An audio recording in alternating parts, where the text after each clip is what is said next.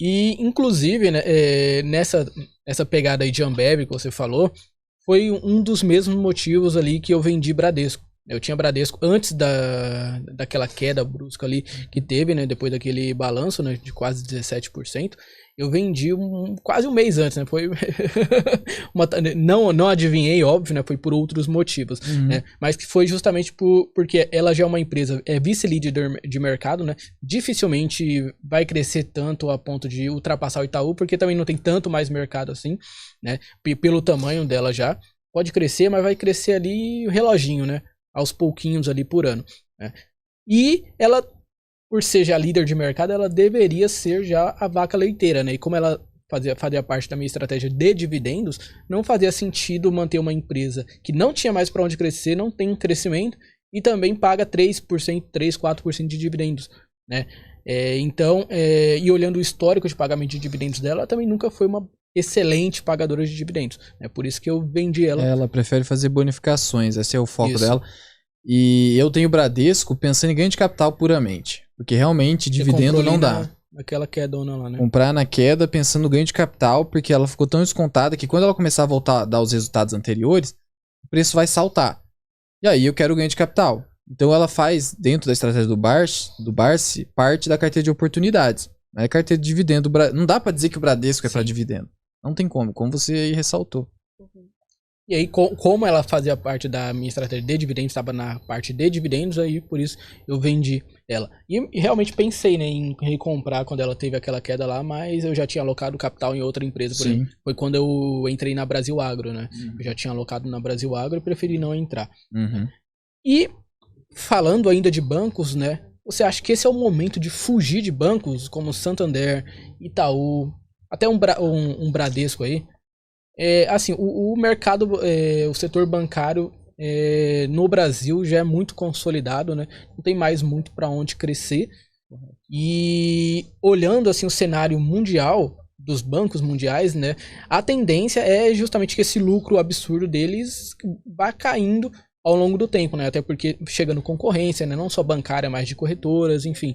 Você acha que é o momento de fugir de bancos? Olha, depende do banco, né?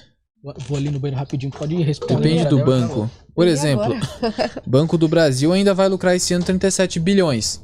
Mais um recorde. Então não é um banco que vai ser impactado por toda essa conjuntura.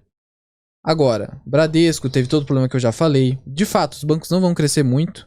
Se você quer focar pura e exclusivamente em crescimento, realmente, você não tem que ter banco.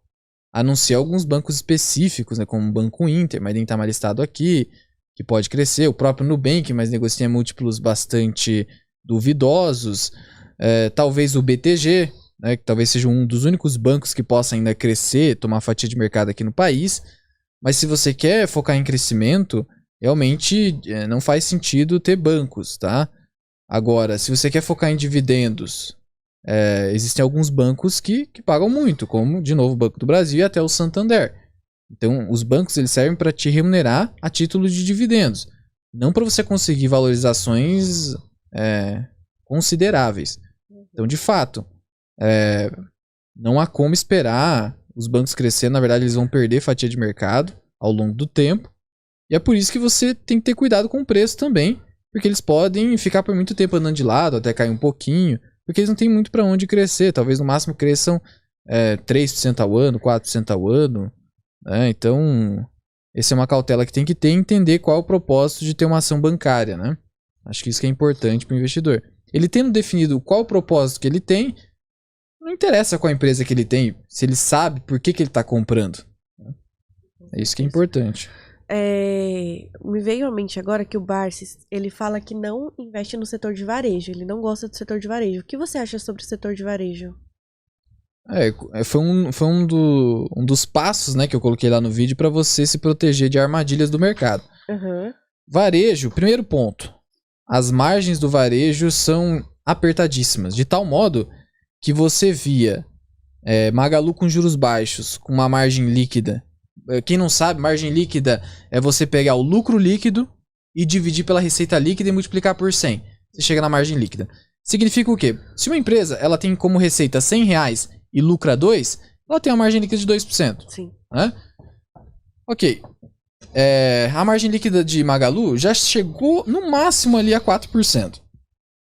Só que atualmente, com a margem muito apertada e as despesas com juros aumentaram, a companhia está operando com margem líquida negativa, ou seja, tendo prejuízo. Então ela está operando com -1, -2. Por que isso acontece? Primeiro ponto é o aumento dos juros. Segundo ponto, um setor ultra competitivo, não existe vantagem competitiva entre empresas do varejo. Por quê? Porque elas vendem um produto comoditizado. A única diferença é o preço. Para você ter um preço melhor, você tem que apertar ainda mais a sua margem. Sim. Então, são empresas que dependem muito de a economia dar muito certo.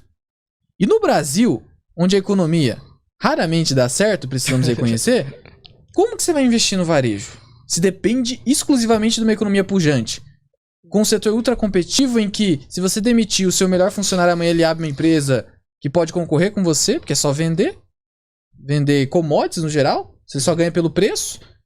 Então, eu não consigo ver atratividade no varejo, em especial o brasileiro. Não tem como enxergar essa atratividade, justamente porque o Brasil é marcado por juros altos. Tem um histórico de falência de várias empresas. Ricardo Eletro quebrou recentemente, né? Americanas nem se fala. Vai quebrar, não tem jeito. Não tem como ela sobreviver operacionalmente do jeito que ela tá. Espero que eu esteja errado, mas não dá pra enxergar uma recuperação da Americanas. E também quando ocorre um caso com Americanas, ela perde completamente a credibilidade. Qual banco que vai querer emprestar dinheiro pra ela? Qual investidor vai querer investir nela? A não ser pra especular, né? Verdade.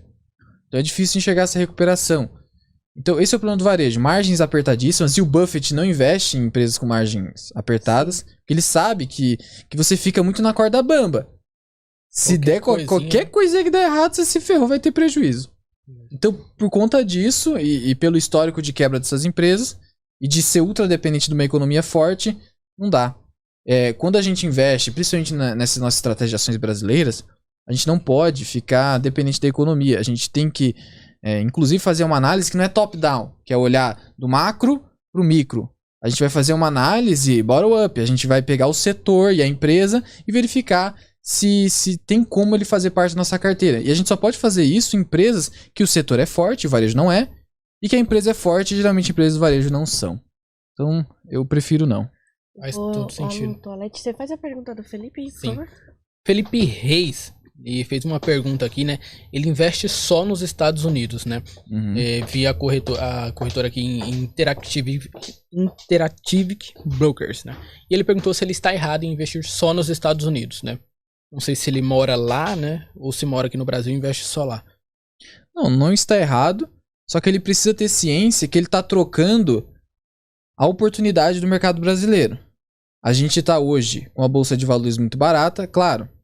É barata porque tem motivo, né? Nada acontece sem motivo. Por que é barata? Juros reais, um dos maiores do mundo, no momento, né? A gente olha para o índice PL do Ibovespa. Como a gente está muito concentrado em commodities acabaram impactando nesse índice, mas ainda assim ela está barata. E a gente vê inúmeras empresas aí negociando muito abaixo do que historicamente os seus pares negociam no Brasil.